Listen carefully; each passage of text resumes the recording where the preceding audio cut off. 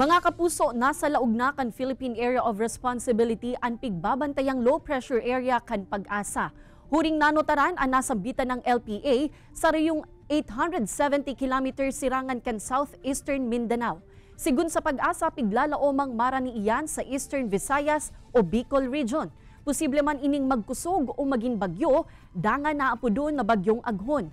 Asin magiging primerong bagyo sa par ngunya na taon.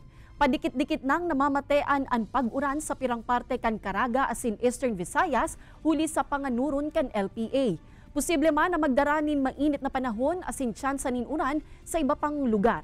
Sa datos kan Metro Weather, posibleng uranon ang pirang parte kan Camarines Provinces, Albay, Sorsogon, Masbate asin Catanduanes. Kaya iandam po ang sa indong mga payong mga kapuso.